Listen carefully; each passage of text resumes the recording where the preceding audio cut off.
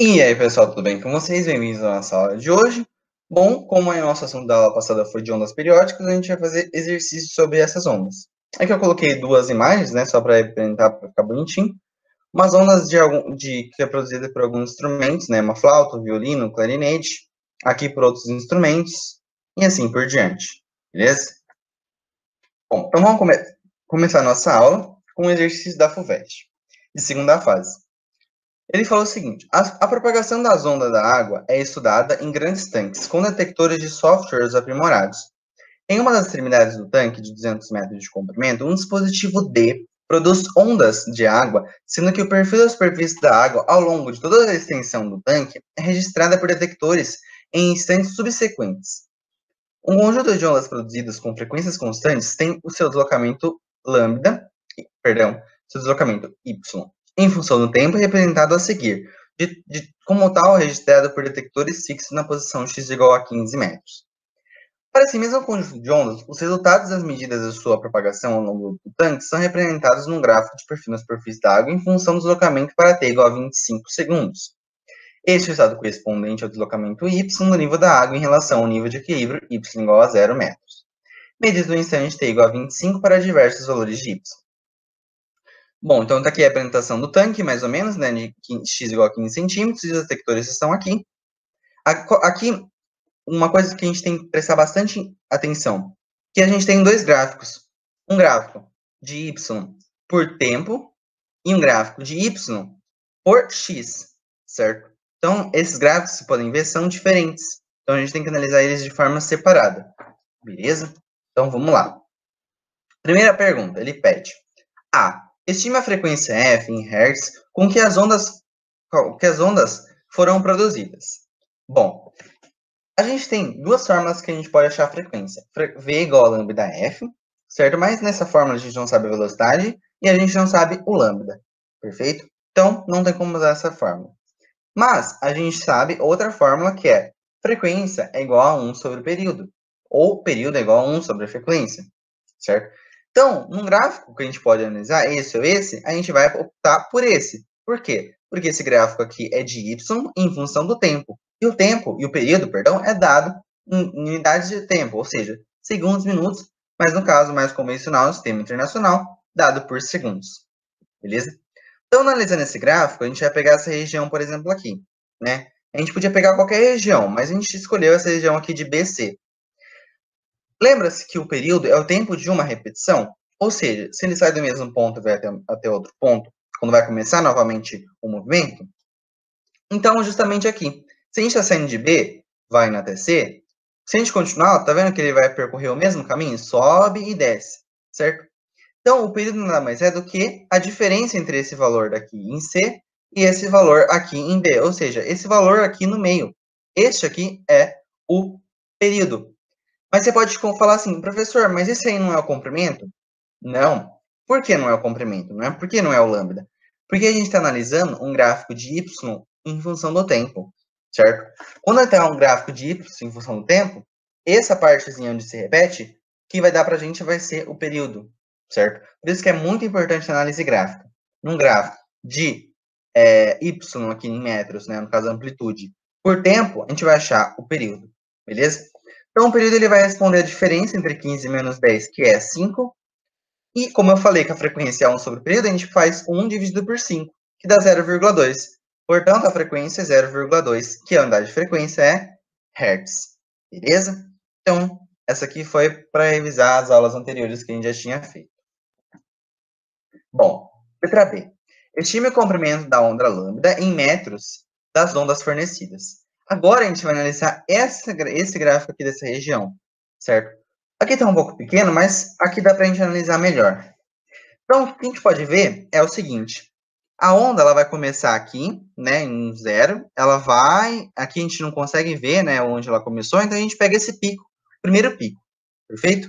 Se a gente dividir aqui os espacinhos, percebem que ele está indo de 5 em 5, ou seja, 0, 5, 10, 15, 20, aí depois de novo, 25, 30, 35, 40 e assim por diante. Então, cada pico aqui, né, é uma onda, vocês podem ver aqui, ó, já começa a diminuir, então, a gente só vai considerar essa parte aqui, que a gente consegue fazer uma análise melhor, perfeito? Porque, na realidade, gente, quando a gente faz essa parte quando as ondas têm a mesma amplitude, é uma idealização, certo? Na realidade, né, se a gente fizer até por equipamentos, as amplitudes, elas dificilmente vão dar exatamente iguais. Elas vão dar bem próximas, mas os valores delas têm uma divergência, entendeu? E isso é normal. Então, mas considerando que elas têm a mesma amplitude, se a gente perceber aqui, a gente consegue achar o lambda, né, que é o tempo, o comprimento, né, da minha onda, certo? Até onde ela, de um ponto até o outro ponto, onde a partir ele vai começar a repetir de novo. Então, esse comprimento da minha onda aqui, né, podem ver que a partir desse ponto aqui de 40 até esse outro pico aqui, ela vai repetir a mesma coisa, certo? Eu poderia usar esse outro tempo aqui, mas eu resolvi usar isso aqui. Então, o lambda vai representar o quê? A diferença entre esse pico aqui, esse ponto, menos esse ponto aqui, né, que é onde a gente começou, né, para medir o nosso comprimento de onda, nosso lambda, no caso. Então, da mesma forma que o período, agora a gente está analisando um gráfico de x, porque o comprimento, é dado em metros, beleza? Tendo isso em mente, a gente vê que o lambda é só fazer 40 menos 15, dando 25 metros. Beleza? Bom, letra C. Estime a velocidade v em metros por segundo da propagação das ondas do tanque. E, Então, se a gente achou na letra A frequência ou o período, e a gente achou na letra B o comprimento de onda, lambda, o que a gente faz? Aplica na fórmula. V igual a lambda F, ou V igual a lambda dividido por T. Beleza? Então, aplicando qualquer uma das fórmulas, a gente tem que V igual a lambda F, o lambda é 25 e o F é 0,020. Beleza? Resultando numa velocidade de 5 metros por segundo. Bom, D. Identifique no gráfico a seguir, no caso, este gráfico aqui, para t igual a 25 segundos, as posições das ondas A, B, C, D e E assinaladas na figura anterior. Ainda que, como pode ser observado, as amplitudes destacadas da onda diminuem com a sua propagação. Esse aqui é um pouco mais complicado, certo? Então, o que ele pede? Ele pede para a gente marcar esses pontos aqui, ó, A, B, C, D e E, neste gráfico aqui, certo? Então, o gráfico ele vai ficar assim, ó. O gráfico, observamos que o pico E, no caso esse pico da onda aqui, ele vai acontecer em quê? Em 25 segundos. Ou seja, quando a gente está de 25 segundos, né, ele vai estar na posição x igual a 15. Por quê? Ele deu essa informação aqui para a gente, né, que em x igual a 15, né, ele deu esse gráfico aqui. Perfeito? Ó, perfil da superfície da onda, registrado em função do tempo, pelo detector posicionado em x igual a 15 metros. Beleza? Então, em 15 metros, a gente tem este ponto E meu aqui. Beleza? Como se fosse, tudo isso aqui fosse o do 15 metros. E aí, por diante, né, a gente consegue ver aqui, no instante t, aqui, ó, observamos que o pico E da onda, que está na posição x igual a 15, né, que está aqui x igual a 15, no instante t igual a 25 segundos. Os picos anteriores serão posicionados no intervalos constantes de 25 metros, medidos a partir do pico E. Então, aqui, ó, que a gente pode ver, né, o pico E, ele começou aqui, certo? Por quê? Porque aqui ele deu o comprimento até x igual a 15 metros, perdão. Então, 15 metros é esse meu ponto aqui, perfeito? Porque aqui ele registra a superfície da água para t igual a 25 segundos. Então, nesse mesmo tempo de 25 segundos, corresponde ao de 15 metros, que é esse ponto meu E aqui. E os pontos subsequentes, lembra que o comprimento de onda lambda é de 25? E aqui a gente está mostrando os picos, então cada pico, o D, o C, o B e o A, eles vão representar, né, os outros picos aqui na figura. Então, esse primeiro aqui é o E, depois o D, C, B e A, e assim consecutivamente, certo? É meio estranho, eu sei que é meio estranho, mas se vocês verem o enunciado de novo, dá para analisar, certo? Porque ele fala assim, identifique no gráfico a seguir, nesse gráfico, em t igual a 25 segundos, né, no instante t igual a 25 segundos, observamos que o pico E da onda está na posição 15 igual a metros. 15 metros, perdão. Então, esse ponto E aqui, ele tem que estar aqui, por quê? Porque ele está exatamente nesse gráfico que a gente forneceu para a gente em 15 metros. Então, o E tem que ser 15 metros. E, então, né, a gente vê os outros picos, a gente vai colocando D, C, B e A. Se começa no E, ou seja, o E foi o maior, ele vai diminuindo, tá vendo que vai diminuindo? Então, por isso que vai da ordem decrescente. Beleza? Então, basicamente, é isso. Esse foi o nosso exercício número 1. Bom, exercício número 2, e da Unicamp. Ele fala o seguinte: uma das formas de se controlar misturas de gases de maneira rápida, sem precisar retirar amostras, é medir a variação da velocidade do som no interior desses gases. Uma onda sonora com frequência igual a 800 kHz, kHz, é enviada de um emissor a um receptor. Então, aqui tem um emissor a um receptor. Sendo então medida eletronicamente sua velocidade de propagação de uma mistura gasosa. O gráfico a seguir representa a velocidade do som para uma mistura de argônio e nitrogênio em função em função molar de AR, né, que é o argônio, e N2, que é o nitrogênio. Então, a gente tem aqui ó, a velocidade do som e a função molar, ou seja, a porcentagem de argônio em nitrogênio, no caso em %. Ele pede, letra A, você vê que esse exercício ele mistura a parte física com um pouco de química, certo? Ó, argônio, nitrogênio, porcentagem, então, ficar um pouco ligado nessa parte. Letra A, qual o comprimento de onda sonora do N2 puro? Ou seja, se não tivesse o argônio.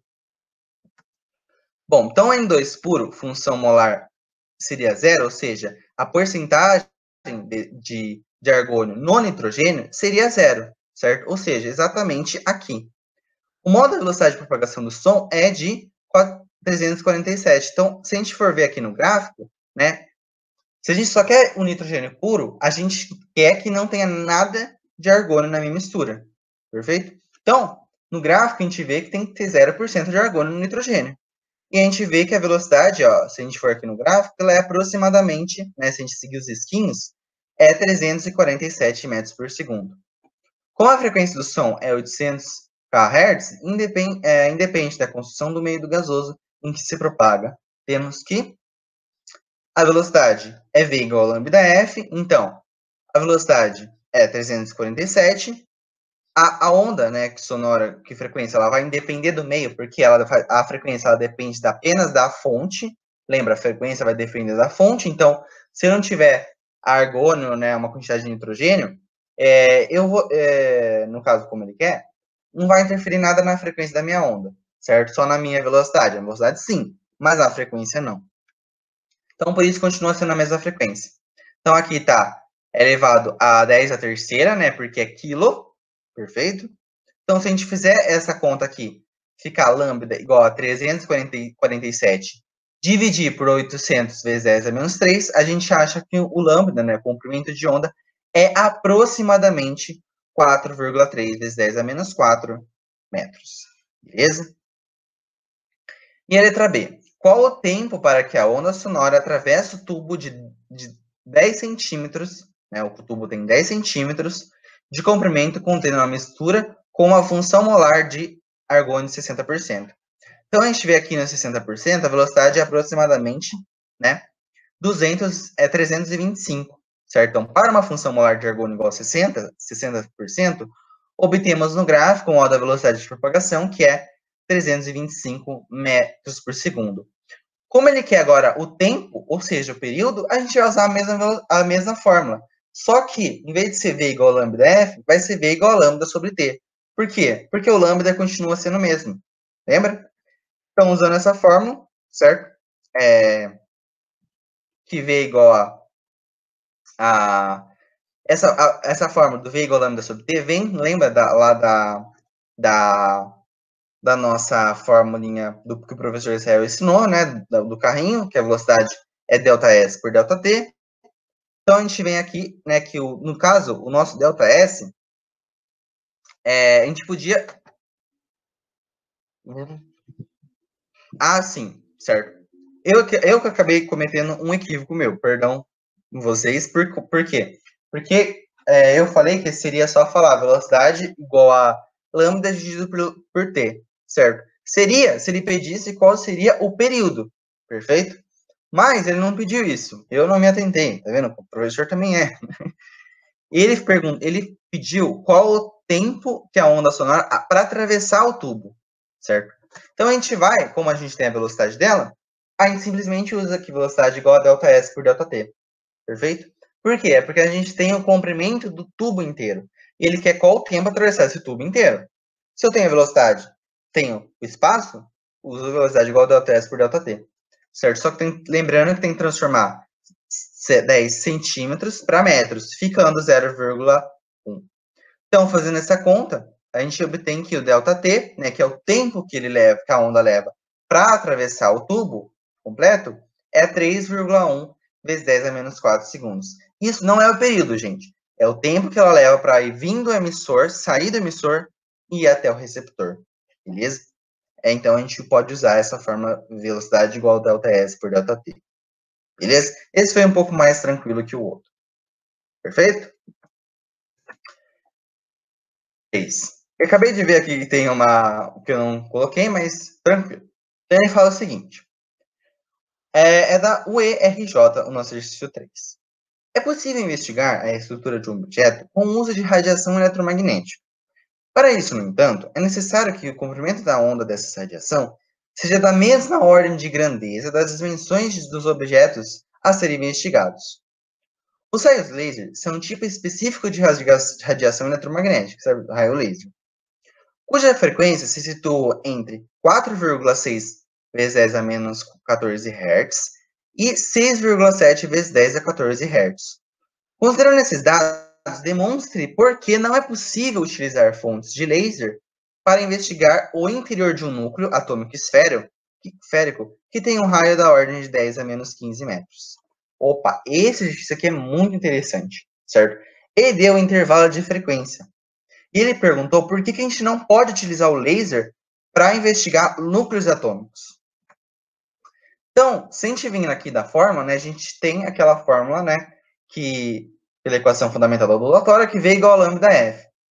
Considerando que a velocidade da onda é a velocidade da luz, certo? Agora, considerando que a velocidade da onda é a velocidade da luz, a gente pode substituir esse C pelo V, certo?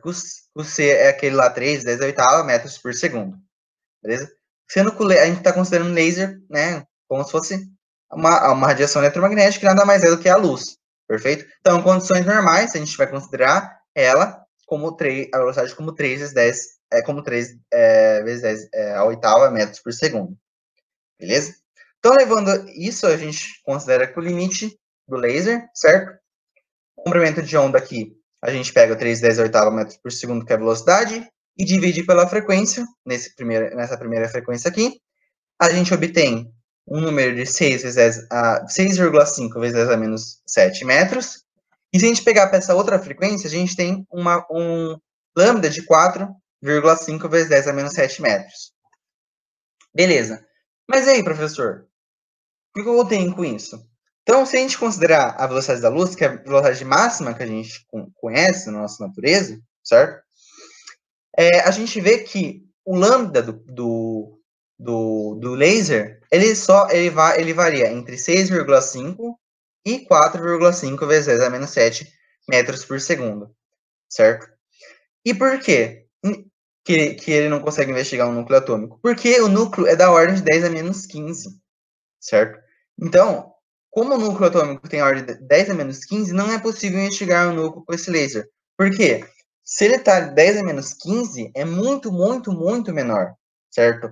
Quase o dobro disso daqui. Como se fosse 10 a menos, se fosse com 7, né? 10 a menos 14, certo? Seria o quadrado desse valor ali, né? Seria a multiplicação dele para ele mesmo. Talvez até não daria, não fizer conta, talvez. Mas, até provavelmente daria, né? Se a gente fizesse essa anotação e tudo mais. Mas, desse valor aqui, se a gente considerar apenas esse valor, né? Essa faixa desse valor, que ele forneceu para a gente, e considerando a velocidade da luz, a gente vê que o lambda é insuficiente. Por quê? Por conta, justamente, deixa eu trocar aqui, dessa canetinha, que a ordem de grandeza é 10 a menos 7, certo? Ó, 10 a menos 7 é maior que 10 a menos 15, concorda? É como se eu tivesse 0 com 0,7 casas e outro 0,15 casas, entendeu? Então, aqui, esse número é bem menor do que esses dois números aqui. Portanto, como o lambda vai deste valor, varia entre este valor e este valor aqui, a gente não consegue enxergar, não consegue analisar o interior do núcleo atômico com o laser, certo? Ficou entendido? Porque o comprimento de onda ele não é suficiente para considerar essa grandeza aqui, beleza? Bom, exercício número 4 da Medibar. O fenômeno da difração, quando a luz passa por uma janela da sala, não é observado por quê? Certo? Agora vai entrar sobre a difração, que é a capacidade da luz, né, em passar obstáculos. Porque quando esse fenômeno da difração não é observado quando a luz passa pela fresta da janela. E aqui temos algumas alternativas. A. O feixe que penetra pela janela é um feixe de luz paralelo. B. Aberturas retangulares não produzem uma difração da luz. C. O comprimento da onda da luz visível é muito menor que a largura da janela. D. A luz não é monocromática. E. O comprimento de onda de luz visível é menor que a largura da janela. Tá.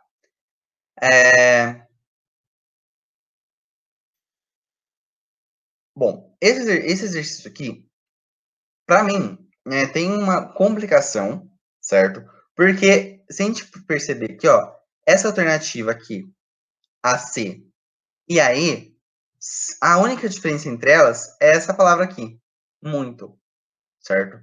Então a gente tem que tomar cuidado com muitas palavras. Por exemplo, gente, essa é uma dica que não vai dar questão, mas se você estiver no vestibular e tiver questões, por exemplo, sempre com palavras, sempre, nunca, muito, bastante, pouco, taranã, mais ou menos, variações disso, tomem cuidado com essas questões, porque são essas pequenas palavrinhas que vão derrubar, de verdade que já me derrubaram também, já fui confundido, especialmente aquelas alternativas que você tem A, B, C, D, aí aquela nenhum NDA, que é nenhuma das alternativas anteriores, a gente já descarta logo de cara, mas geralmente aquela é às vezes a correta, certo?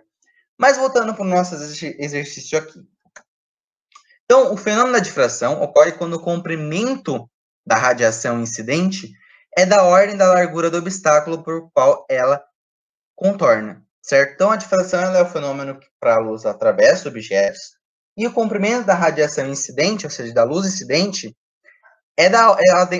para ocorrer a difração, ela tem que ser da ordem da largura do obstáculo que ela se encontra, certo? Então, para a luz sofrer refração na janela, o que tem que acontecer? Seria necessário que a janela tivesse um comprimento da ordem do comprimento de onda da luz. E o que sabemos que isso não é verdade, certo? Então, para ocorrer a difração, para a gente conseguir ver a difração, certo? No som, tudo bem, o som é maior, tudo bem. Mas a gente está falando aqui da luz, né? Ondas eletromagnéticas tem um comprimento de onda da faixa da luz visível que é de 400 nanômetros a 700 nanômetros. Ou seja, o comprimento da onda de luz ele é muito menor que o comprimento da janela, certo? Só que essa questão, gente, sinceramente, eu acho que deveria ser anulada, mas eu coloquei aqui só para o que eu achei interessante, porque vai que cai em algum vestibular, né? Uma coisa assim nesse sentido. Mas podem ver aqui, ó. Vamos até ver. Cadê aqui, ó? O comprimento de onda da luz visível é muito menor que a janela, que a largura da janela. E aqui, o comprimento da luz visível é menor que a largura da janela. Tem aqui uma diferença entre essa palavra muito e essa palavra menor, certo? Quando a gente olha no gabarito, a gente vê que a resposta correta é a alternativa E, certo? A meu ver, a alternativa correta deveria ser a C, certo? Então, vocês podem colocar tanto essa como essa aqui, alternativa. Esse vestibular ali, geralmente, eu nunca vi, na verdade, esse vestibular. Talvez eles tenham anulado essa questão, não formulado de jeito, né? Porque o candidato deve ser confundido. Coloquei a que está no gabarito, mas, para mim, a alternativa correta deveria ser essa daqui. Por quê? Porque o comprimento da onda de luz é muito menor, gente. É da ordem de nanômetros, entendeu? A largura da janela tinha que ser de nanômetros, nem a gente ia conseguir ver. Aí sim, se fosse dessa ordem, aconteceria o fenômeno da difração. Mas como isso não é verdade, então não acontece. Beleza? Agora, no exercício 5, ele é do ITA. Tem um exercício igualzinho na apostila, mas eu dei uma modificada, porque está um pouquinho errôneo. E ele fala o seguinte: duas lâmpadas diferentes encontram-se cada uma de um lado de um anteparo branco e iluminam de modo igual, com sua intensidade.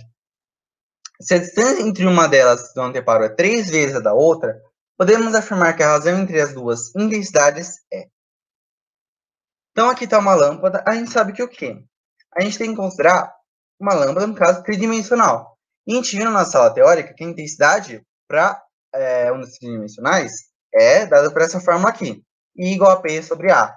P é a potência e A é a área. A área a gente considera uma área de uma esfera que é 4πr ao quadrado. Então, fazendo a intensidade para L1 e para L2, a gente tem o quê? Que P1, no caso eu coloquei P1, que é a lâmpada P1 aqui no caso, P1 como se fosse a intensidade, certo? Não a potência, a intensidade, ele é P dividido por 4π 3x ao quadrado, certo? Por quê? Porque se a gente vê pela figura, que essa distância aqui é maior que essa distância aqui, ou seja, que é 3x, e aqui é como se fosse x, né? Porque uma é 3 vezes da outra, beleza?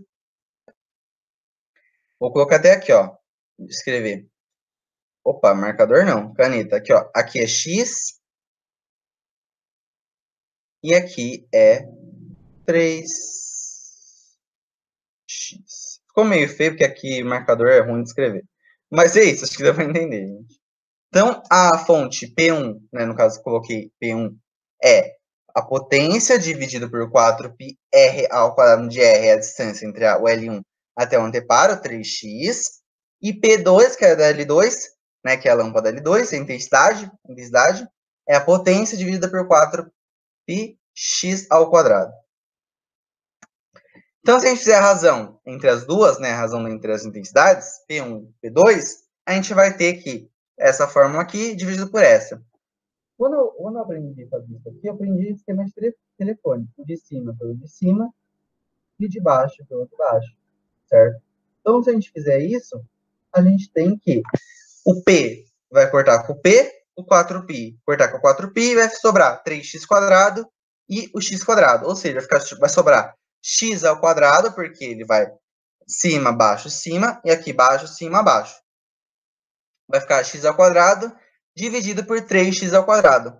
Posso cortar o x ao quadrado por x ao quadrado, vai ficar 1 dividido por 3 ao quadrado, que é 9, certo? Então, vai ficar 1 nono, que é a razão entre a intensidade P1 e P2. Lembre-se, P1 e P2 não é a potência, é a intensidade. Só dê a nomenclatura de P, entendeu? Porque na apostila, eles pedem para a gente fazer justamente isso, só que eles pedem de um jeito, tá lá escrito de uma forma errada, entendeu? Como se fosse a razão entre P2 e P1. Então, daria 9, e não do jeito que deu aqui, beleza? Portanto, a alternativa correta é a letra... Opa! P, beleza? Beleza. E para finalizar a nossa aula de hoje, um exercício do ITA, ele fala o seguinte: uma lâmpada de filamento ligada a uma fonte de tensão contínua de 100 volts tem uma resistência de 50 ohms. Supondo que 2% da potência elétrica dissipada se converta em radiação visível, qual a intensidade luminosa a 10 metros da lâmpada? Aí a gente vai agora, um exercício passado, lembra que a gente pegou uma coisinha lá do professor Israel, a velocidade igual a ΔS por ΔT? Agora a gente vai pegar uma coisinha lá do professor Lucas, né? Que ele faz o quê? A eletrodinâmica, perfeito? Então a gente vai pegar a fórmula que relaciona volts, ohms, para achar a potência lá. Então, a gente tem a fórmula que potência é U ao quadrado dividido por R, onde esse U nada mais que é o V, né? O U é o V, o meu volt, a minha voltagem. Se a gente fizer essa conta, né, a gente vai obter um valor de 100, que é aqui 100 volts, dividido por 50 ohms. Então, vai dar 200 watts, porque potência é dada em watts, beleza? Só que ele me fala que 2% apenas dessa potência é dissipada e convertida em radiação visível. Então, eu quero esses 2%. Então, a potência convertida em radiação visível vai ser 2% de P. 2% de 2.000 é 4 watts. Então, a gente vai só utilizar 4 watts. E aí, como ele quer a intensidade, a gente vai usar a fórmula da intensidade. Ou seja, P igual a 4πr ao quadrado. Como a gente viu que por causa que uma intensidade luminosa de uma lâmpada, ela é 3D, né? Tridimensional. Então, a gente vai usar essa fórmula. Substituindo os valores, a gente pode cancelar esse 4 com esse 4. Vai ficar 1 dividido por π vezes 100, porque o R aqui é 10 metros, já está em metros. 10 elevado ao quadrado é 100. Então, vai ficar 1 dividido por 100 watt metro quadrado. Mas a gente não tem essa resposta aqui. Mas a gente tem o quê? A resposta aqui, que a gente sabe que se a gente fizer 1 dividido por 10, é o quê? 1 dividido por 10 elevado à segunda. Ou, se a gente passar para cima, vai ficar 10 elevado a menos 2. Ou, se colocar em forma, em forma não de potencial, né, escrita normal, vai ficar 0,01. Beleza? Porque tem que ter, como é 10 elevado a menos 2, vai ter duas casas após a vírgula, ou seja, o 0 e 1. Beleza? Então, esse número aqui, 1 dividido por 100π, é a mesma coisa que 0,01 dividido por π. Beleza? Portanto, a alternativa correta aqui, se a gente pode observar, né, é a alternativa A. A gente pode ficar em dúvida até entre essa alternativa, mas essa aqui não tem o π. E precisa ter o π. Beleza? Então, a alternativa correta é a letra A. Beleza? Bom, pessoal, essa foi a nossa aula de hoje. Espero que vocês tenham gostado. Qualquer dúvida pode me chamar. E até a próxima. Semana que vem a gente vai ver os 2 últimos capítulos da apostila. E a próxima aula, próxima da semana que vem, vai ser nossa última aula e a gente vai encerrar o nosso conteúdo aqui. Beleza?